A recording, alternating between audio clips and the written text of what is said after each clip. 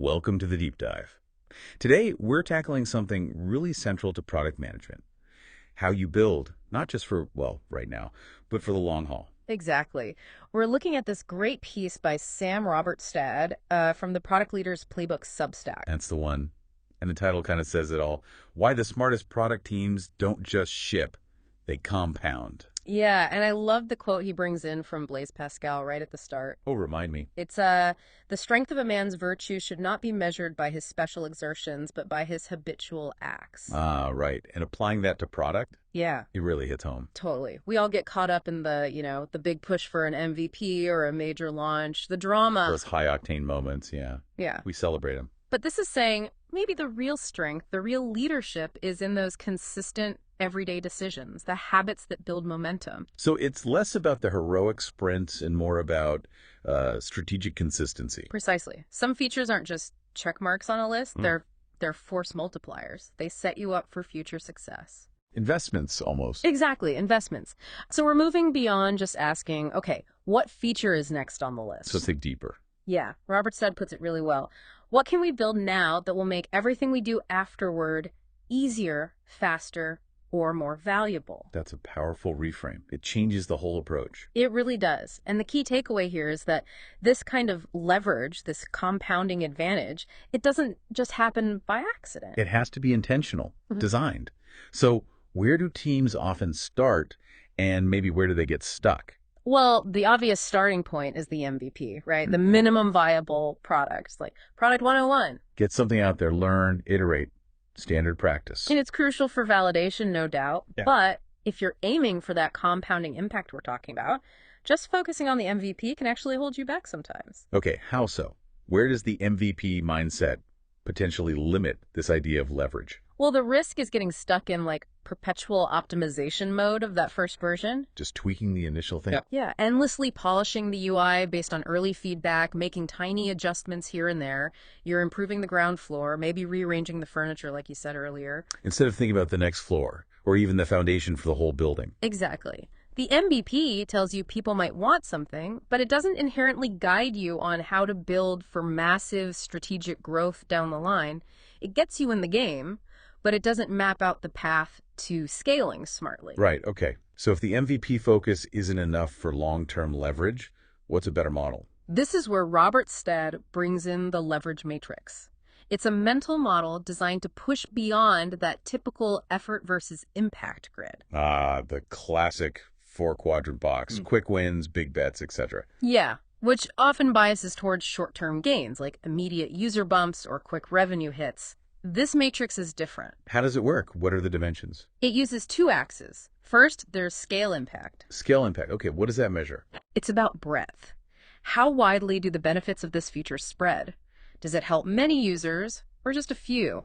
Does it apply across different use cases, different customer segments, maybe even improve our internal systems? So how far and wide the positive effects reach? Got it. And the second axis? That's strategic lift.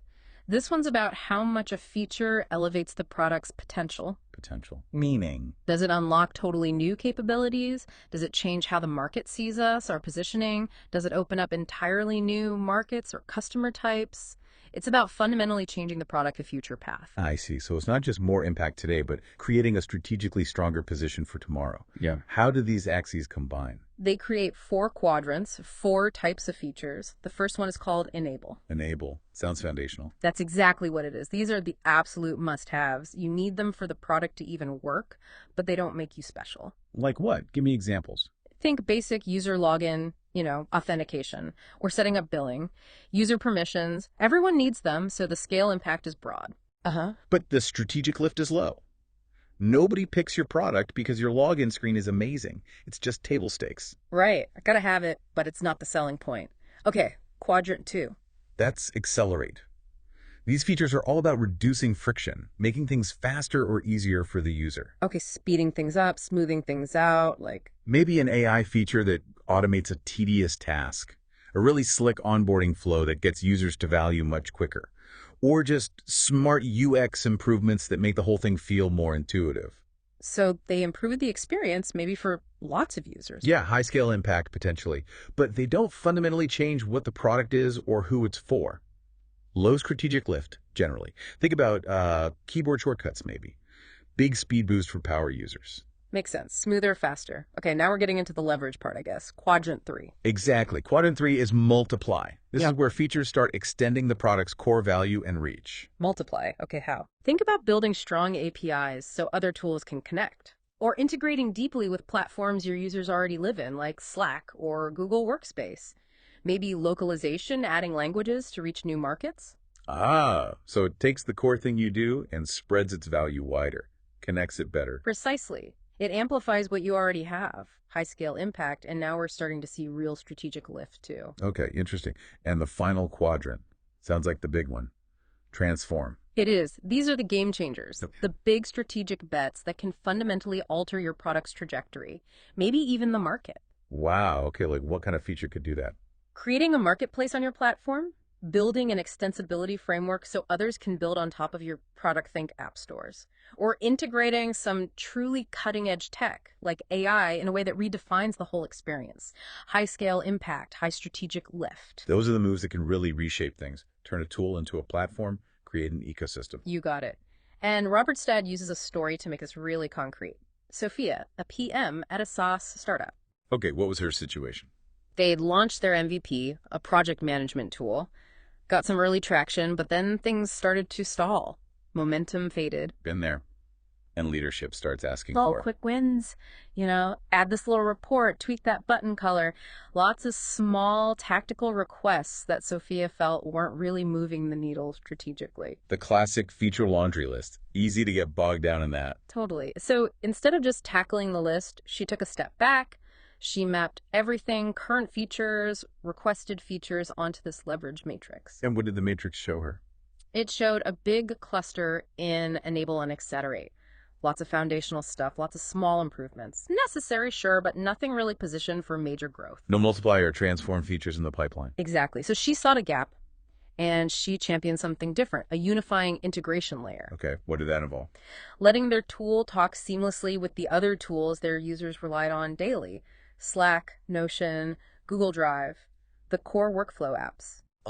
Embedding themselves deeper into the user's ecosystem. That sounds like a multiply feature. Definitely. It was a bigger engineering lift, required architectural changes, but the potential payoff was huge, Yeah. making their tool indispensable, not just another tab to open. Does it work? Absolutely. It was a game changer for them. Adoption shot up because the tool just fit better into how people worked. Engagement went way up. Retention improved. Wow. And they even started attracting new types of customers who needed those integrations. They went from being just a standalone PM tool to more of a central coordination hub. That's a fantastic example of spotting that leverage opportunity and making the strategic bet. It wasn't just another feature. Not at all. It fundamentally changed their value proposition. And to make these quadrants even clearer, Robertstad lists some real-world examples we'd recognize. Oh, good. Let's hear them. For enable. Think Stripe's API key dashboard, basic, essential, Zoom's SSO login, Shopify's core billing system. You need them, they work, end of story. Table stakes, like you said. Oh. Okay. Accelerate. Notion's AI autocomplete features, Calendly figuring out time zones automatically, Duolingo letting you freeze your streak. They make the experience better, smoother. Nice usability wins. Got it. Multiply examples. This is where it gets interesting. Slack's massive integration library. Figma's design systems feature that lets whole teams work consistently. Airtable scripting and API turning it almost into a platform itself. Yeah, those definitely extend the core value significantly. They create ecosystems almost. And finally, transform. The big ones. He points to Figma's real-time multiplayer collaboration that totally changed online design. Shopify launching its app store, creating a huge ecosystem, and, Amazon Prime. Need I say more? No, definitely transformed it. Redefine commerce, loyalty, everything.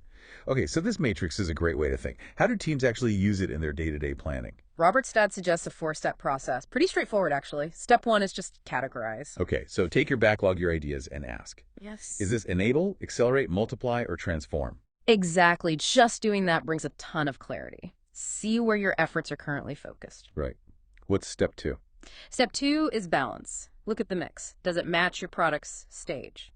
Meaning? Well, if you're early stage, you're probably going to need more enable and accelerate, right? Get the basics solid, make it usable. Makes sense. Build the foundation first. Then, as you grow, as you get traction, you should consciously shift the balance. Start investing more in multiply features to capitalize on that base. And for mature products. That's when you really need to be thinking about transform, finding those next big growth levers to avoid stagnation. So the ideal mix isn't static, it evolves. Okay, categorize, then balance the mix based on maturity. What's step 3? Step 3 is sequence. It's not just what you build, but when. The order matters for leverage. How so? What's the thinking on sequencing? Generally, build enable features just in time. Don't overinvest too early. Use accelerate features to target specific, known friction points. Invest in multiply once your core product is validated and you have users who'd benefit. And pursue those big transform bets when you have momentum and real clarity on the vision. You don't build the expansion wing before the main house is solid. Logical. Build on strength. Okay, categorize, balance, sequence. What's the last step?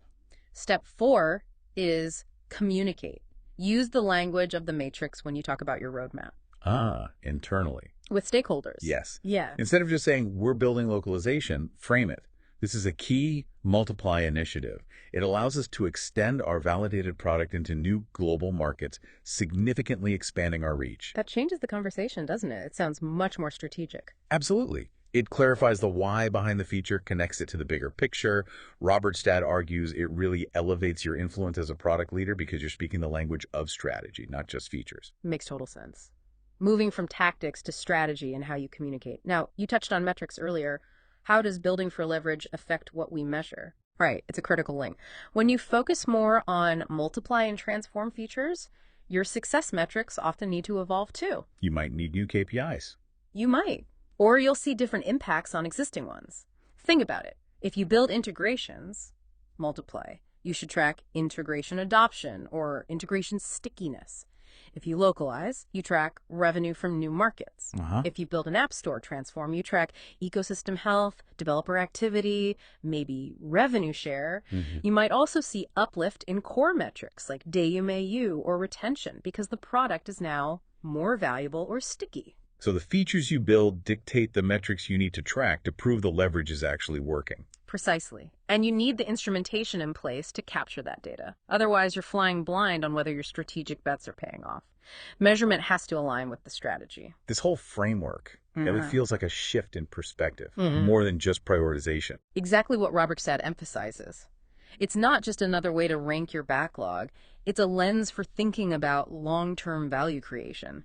Are we just shipping stuff, or are we building momentum? Are we thinking in systems? Creating that compounding effect. I like those summary quotes he had. Yeah, they really stick. If a feature doesn't create momentum, it's just maintenance. Oof. It's hard. And MVPs help you start. Leverage helps you scale. Simple, but powerful. And last one. Leverage is what turns a roadmap into a strategy.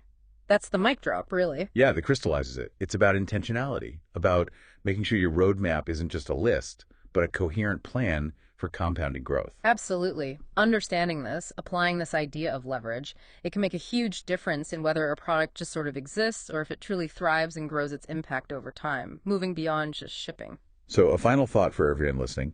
As you look at your own work, your current projects, your backlog of ideas, ask yourself, where is the real strategic leverage? Yeah, which of these initiatives has the potential to truly multiply or transform your product's trajectory? And how could you use this leverage matrix, maybe just as a thought exercise initially, to reevaluate things? What could you build now intentionally that would make everything you do next year easier, faster, or way more valuable? That's the challenge. What's your next leverage play? Something to definitely mull over. Thanks for tuning into this deep dive.